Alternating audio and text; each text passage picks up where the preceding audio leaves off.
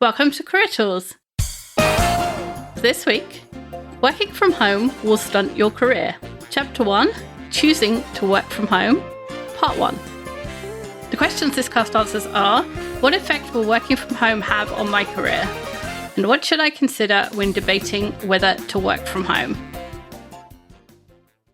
Hey folks, Mark here again.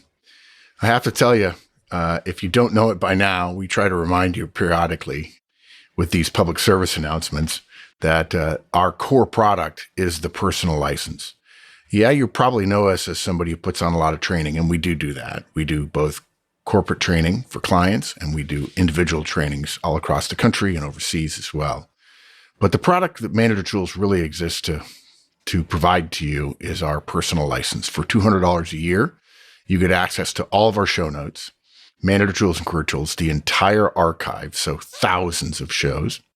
In addition, you get access to executive tools. Now, if you're an individual contributor, maybe you would think, I don't know if I need executive tools, but you might want to start listening now to understand better what's going on at the top of your organization. It'll give you context for things.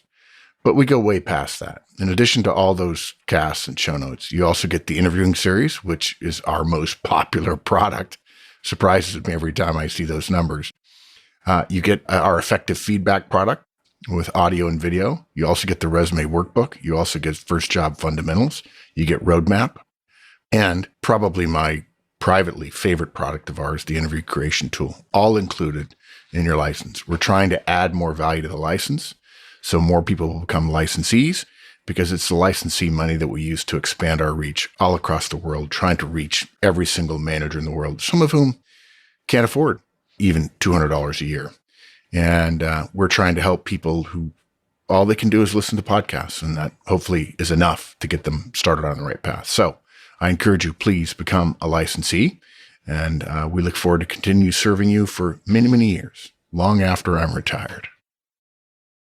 Andrew, I just wrote a newsletter as a kind of introduction to this, which said, didn't we all just do this? Meaning working from home. And everyone's saying, yeah, Wendy, I did working from home for the last 18 months. I know whether or not I like it.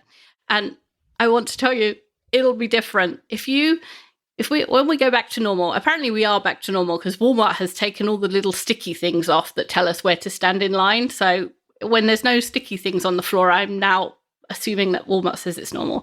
That's the clearest indicator exactly. that I could gather. Right? The sure. CDC, nothing to say. Walmart. Right. Walmart. Exactly. Yes. So when we're going back to normality, there's choices that we're going to make about working from home or working in offices.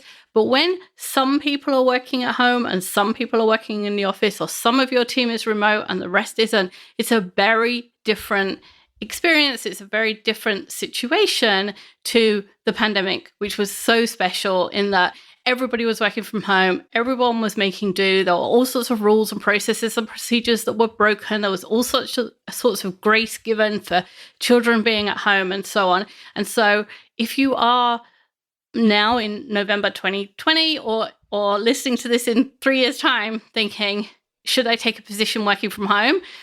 The reason we're going to talk about this for the next 6 weeks is because it's a really big decision. It has a big effect on your career and how far your career can go, and also on your family life and all of those things. And so it's a big decision, and we want you to weigh it up carefully. And we want you to, if you make the decision to work from home, know what the negatives are and what you can do about those negatives. So a lot of us found the benefits of working from home during the pandemic. No commute, not needing a work wardrobe. We can all wear yoga pants underneath. Being at home for deliveries, more flexibility around children and childcare or other obligations at home, a more comfortable work environment for those of us who freeze in offices. It's very nice to have my office at 80 degrees every day, and working later or earlier depending on your personal preferences. We also know that there are productivity benefits to working from home. There are fewer interruptions potentially, or you can manage them, right? Because you know when your children are going to be home, or when they're going to be at school, or when your spouse is going to be in the house, or those types of things. You can control them, so there are fewer of them. For people who run good meetings, that means that meetings can be more focused, right? Because you don't have people popping into a room or saying, "Oh, I booked this room," or those types of odd things that come up. Of course, autonomy in and of itself has been showing to increase productivity. So just being at home will increase productivity for some people. That said, working from home may still stifle your career.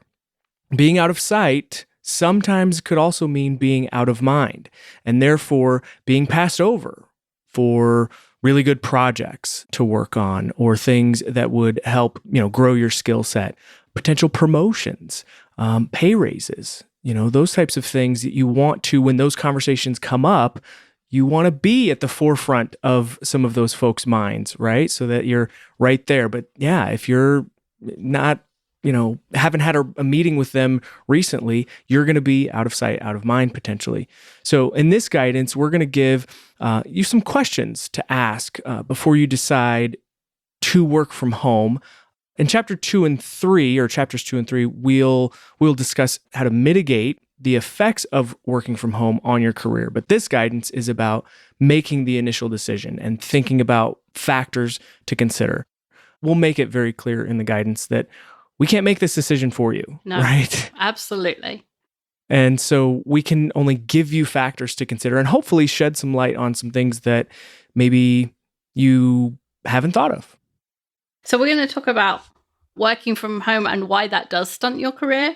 We're going to talk about why that doesn't mean it's not for you. Gosh, there was a lot of negatives. Mm-hmm. You could still want to work from home even if you know it's going to stunt your career. We're going to talk about the negative effects on your career and life. We're going to talk about the positive effects on your career and life. Then we're going to talk about the factors to use to make the choice. So we'll start with why working from home will stunt your career. Right. There are 2 essentials for a successful career. And if you've listened to pretty much any other Career Tools cast, I think we always try to harp on this fact, which is you have to get great results and you have to have relationships, right? That's what it comes down to. And without sufficient results and relationships, your career will not flourish. Unfortunately, working from home makes achieving that sufficiency point much harder. More than likely, this is the part that's going to stunt your career. There are many other situations that cause similar stunting, such as taking time away for going to school or having children or being, in the home to care for an elderly or sick loved one. I mean, those types of things can all also stunt your career. So recessions, layoffs, those types of things also could stunt your career. And, some of the more out of your control things are things like having a boss that doesn't believe in you. That could stunt your career as well. Some of those circumstances are unavoidable or unpredictable, but some we can predict, right? Others we can know and see from afar, or at least consider. And knowing that working from home will have an adverse effect on your career in terms of growth, you can at least know that and make an informed choice about whether or not this is the right fit for you, or whether working from home is good for you, at least in your life, right? Mm-hmm. And so we're going to talk about that, and then taking steps to hopefully minimize the effect if that's the right choice. And remember, this guidance is for 90% of the people 90% of the time. If you're the exception who's had a career, you've worked from home and you did better than you think you would have done in the office, or you did just as well, that's good. You're probably in the 10% of people that we're not talking to, because 90% of the time this is true. And again, we're not talking about the work from home circumstances of 2020 and 21, when everybody was working from home in difficult circumstances. In this guidance, we're talking about working from home when part or all of the rest of your team work in an office or work in a space together. And in most cases, we're talking about full-time work from home situations, because even if you go into the office only 1 day a week, a lot of the relationship effects will be mitigated by that 1 day a week. the impetus of this cast, I mean, and you correct me if I'm wrong, is that so many companies are choosing to not give an edict, right?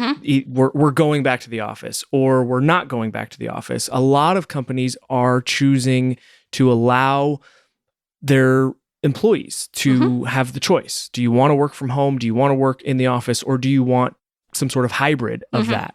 And so that's, I think, part of the impetus for this cast is, how do you know what to consider when which deciding one to choose, right? Yeah. And the bad thing would be choosing based on the last 2 years, because they were so different. Exactly. Yeah. And I think you touched on a really important point that maybe folks don't think of enough, is they think of the last year or two as, gosh, it was great. My boss was very understanding and very flexible. But even as managers, right? I mean, I think of this as, there's grace, like you mentioned. There's been grace, and at some point, that grace may, Disappear. erode It's gonna or run disappear. out, right? We're all going to have compassion fatigue with working from Right. home. Exactly. And we won't be able to be as, compassionate and gracious. And yeah, that's not always going to be the case. So I think that's a very good point by you. Let's not base it on our experience over the last 18 months, 24 months, because that's flawed. Yes. Yeah. It can give you just a skewed idea of what it's like. The parameters we're giving you exclude companies where everybody works from home. If nobody works in an office, then everybody working remotely you're all on an even footing as far as career growth goes.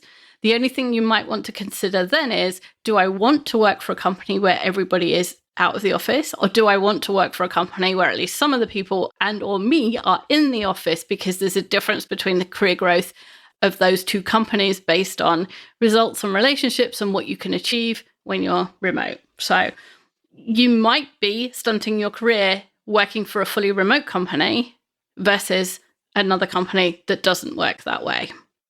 Right. And that doesn't mean it's not for you. Yeah, exactly. So before we continue, and I know, I mentioned this, but we don't have a horse in the race here. We're not trying to sway you any way or the other. We want you to choose whatever is going to be best for you. And we don't know what that is, but we want to give you a rubric or an idea of all the factors, or at least as many as we can think of, to consider as you go into this very complicated decision.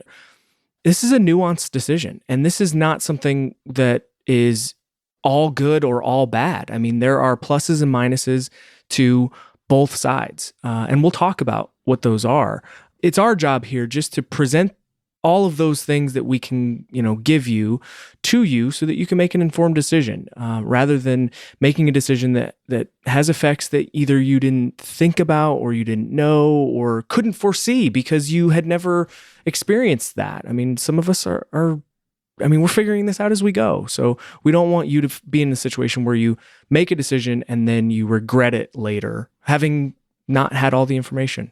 So if your family life, if your quality of life, if your personal life, if your spiritual life are all enhanced by working from home, then maybe those are factors that ought to figure into your decision. And we hope that they do.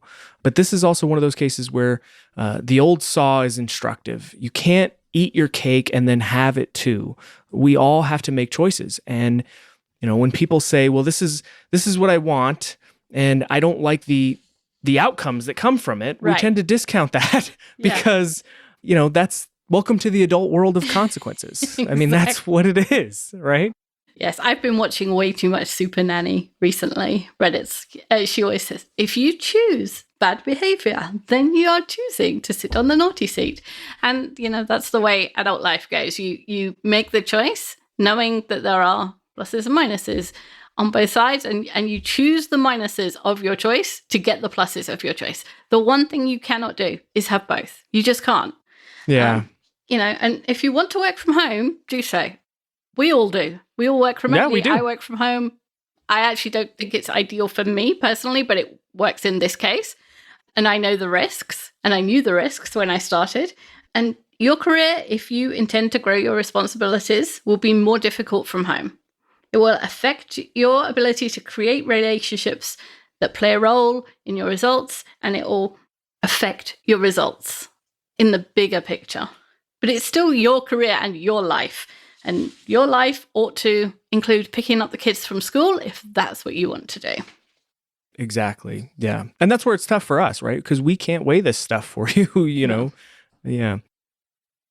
Hey, folks, we've had a surge of people signing up for our conferences recently, so I thought I'd quickly go over conferences that are coming up in the next couple of weeks. We've got a Virtual Effective Manager Conference that starts on 9 November. We've got a Virtual Effective Remote Manager Conference on the 1st of December. We've got a Virtual Effective Communicator Conference starting on the 2nd of December. And we have, I think what may be, but we might sneak another one in, our last Virtual Effective Manager Conference of the year. The first of its dates is 7 December, and it goes 7 and 9, and then 14 and 16 December. So before Christmas, you could learn everything you need to know to make the jump to becoming an effective manager. You can come to the website for all of this and sign up there. Hope to see you there.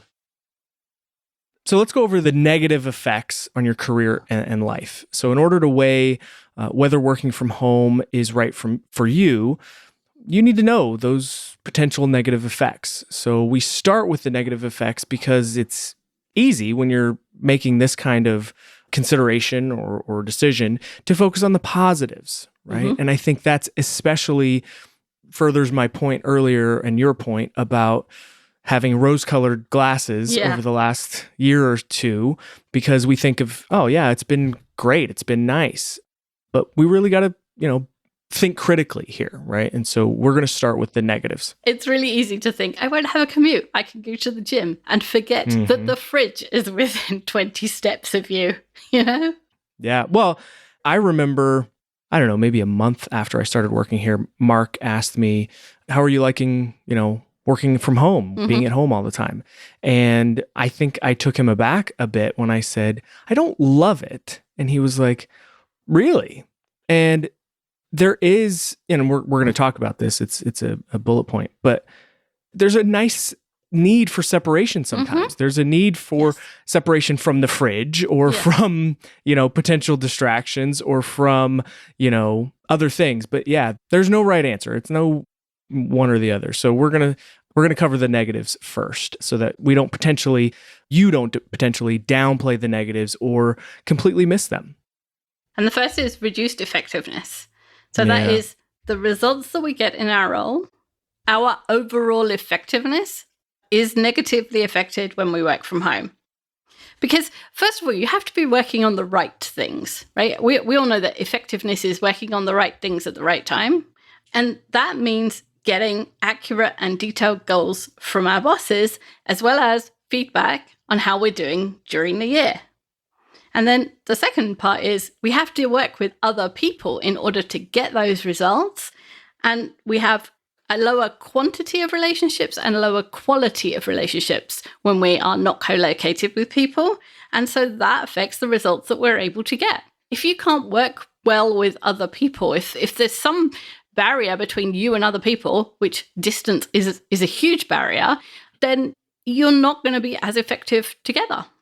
Exactly. And even worse, working from home skews assessment of our own work. If productivity is working on the right things, and it is, then those things have to be the things that the organization values. The problem with a lot of the data that's out there about productivity is that it asks, how productive do you feel? Well, feeling productive is entirely different to actually being productive. There's a difference, right? We talk about this, I think Mark talks about this ad nauseum, that, there's a difference between being busy or feeling busy and doing productive work. It's easy though to be at home, really working, doing a lot of stuff, doing you're at your desk, you're working, but you're believing to yourself that you're being productive and you're merely just being busy. You're just keeping busy, not necessarily focused on the right things and doing the right work. I run an app called Rescue Time on my computer not in the way it's intended, which is to check on every minute of every day of what you're doing. But I use it just to see if I've worked 7.5 hours each day, because it's really easy to only work 45 minutes an hour and like have got up and talked to the cat or answered the door, or, and then I've been at my desk for 8 hours, but I've only done 6 hours of work. And equally, it's, some days I get into it and I've done 12 hours and I just realize I haven't moved. But I need the outside check on how long I've been working and how much work I've done in that time, because I have no idea. I just know my perception is completely skewed. Yeah, absolutely. That's one of the downsides of working from home is you get sometimes this Zoom fatigue or Skype fatigue, and you go, all right, well, I've got 5 minutes. Let me just stand up, move around. I'll get out of my office. And then you go, oh, well, I've got to fold the laundry, or I've got to, there's, half a sink full of dishes. Let me just do that real quick, get that stuff done. And then, 10, 15, 20, 25 minutes go by, right? And that stuff eats away at your day, which goes back to the point of effort is entirely wasted when it's not what the organization or your boss wants or needs to be done. That disconnect, the disconnect between managers and directs when they're not co-located, leads to lower productivity, because the channel through which the messages about what is productive work and what is just busy is narrowed. It's harder to gather that information. It makes me think about one of those one-way mirrors where you can see in but you can't see out. That it's opaque. It's not the same. And to be fair, it is entirely possible to sit next to your boss in an office and still not get accurate and detailed goals or feedback from them. Many bosses are hopeless at this. The advantage, though, of being in the office is that you have environmental indicators of what your goals should be and whether or not you're off track. When you hear a customer questioning whether work should be done or how it was done or the price, then you might realize what your boss has told you wasn't entirely accurate. Or let's be fair to bosses, you didn't understand it accurately. Yeah. This might give you the idea that though your boss is telling you to work on this thing, the customer or the wider organization doesn't think that's the right thing to be working on. And that gives you the chance to subtly or not so subtly ask your boss about it, or change what you're doing subtly so that you are working better with the organization and getting sort of organization sanctioned results rather than busy work, which is of no value. Those environmental cues are surprisingly important in orienting yourself to your own results. Yeah. I like your analogy of the one-way mirror or the opaque mirror, but I also think of the emotional bank account, right? Yes. And how when you're making deposits or withdrawals, you have an idea of what those deposits or withdrawals mean to you, but that's not what the recipient is valuing those things at. And so it's a one-sided transaction, and it's tough. So the other thing that is a potential negative is lower rating, which really lower ratings, fewer promotions and raises, those types of quantifiable, right?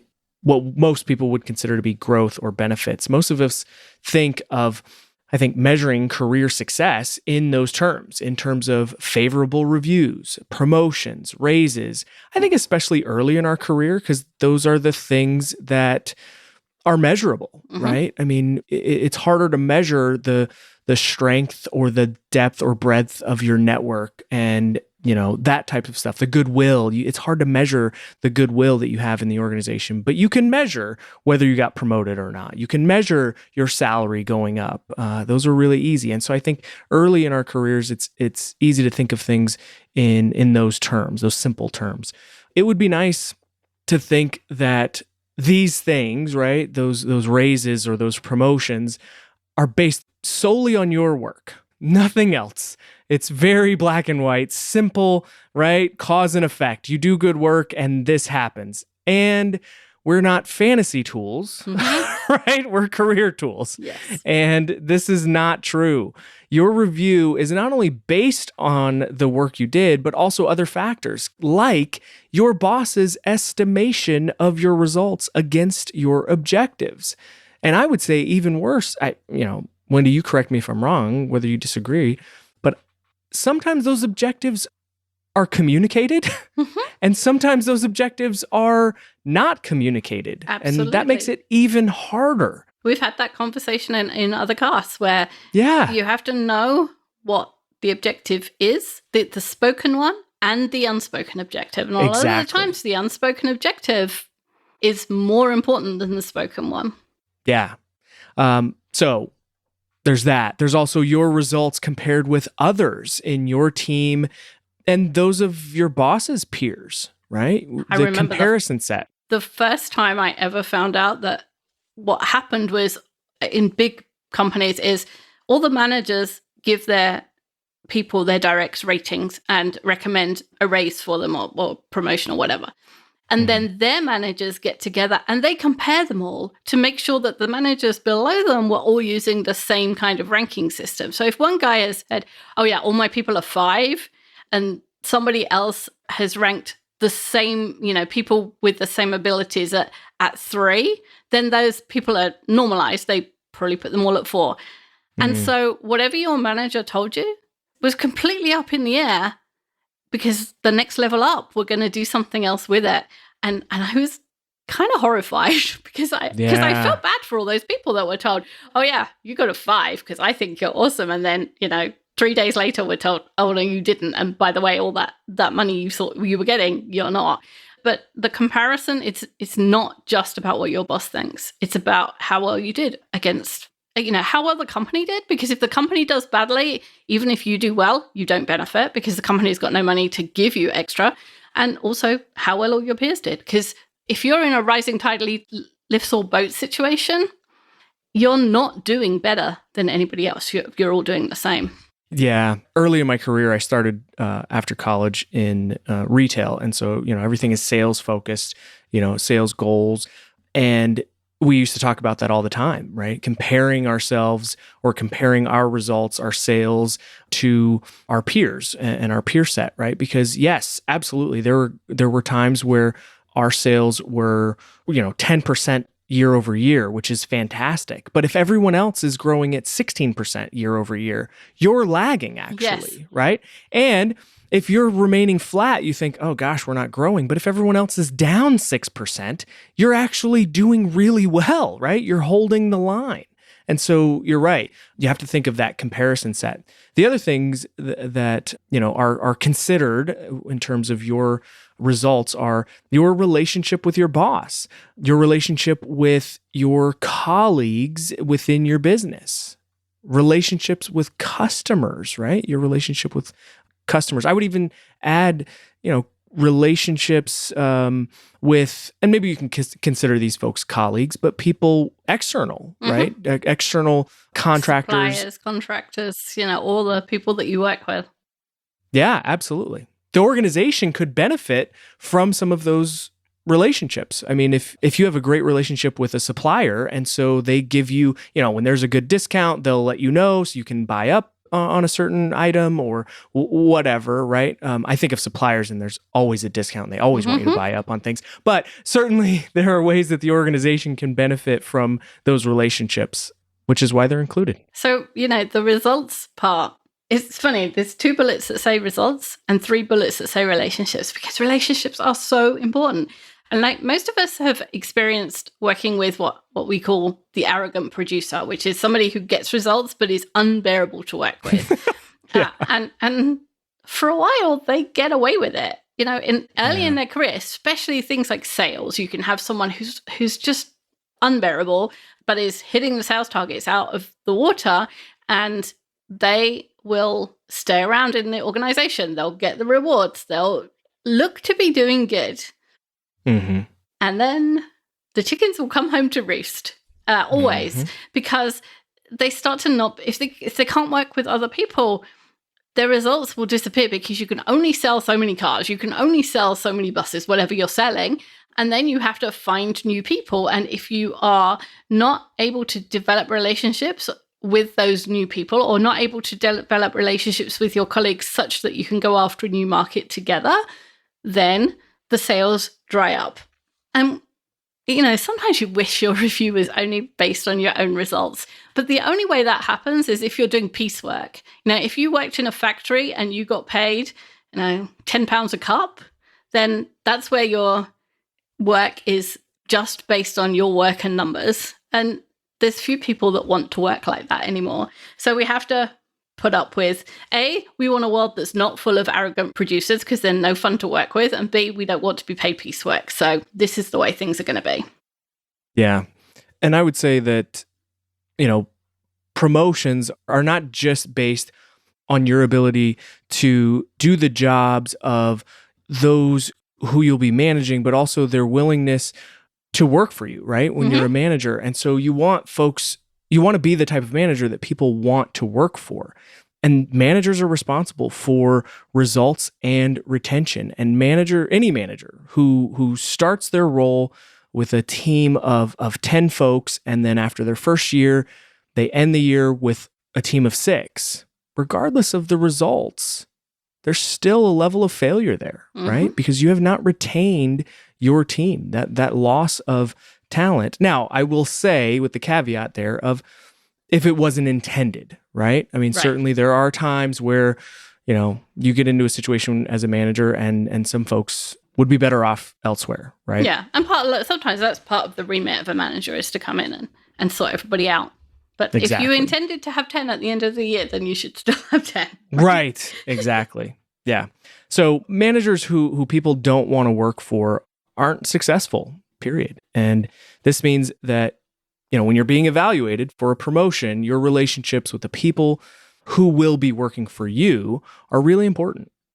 So having admitted that reviews and promotions and raises are based on more than our results, you can see that working from home with a reduction in both the quality and quantity of relationships can easily have a negative effect on your career. Like it's ipso facto, is that the right thing? Ipso QED? facto, yeah. Just proved that point, hopefully. So we've gone through 2 of the negatives, of potential negatives of working from home, and we've been talking for a long time. So we're going to stop here. We've got one more negative when we come back next week, and then we're going to talk about the positives and how to actually make the choice. Thanks, Andrew. Thanks, Wendy. Bye, everyone.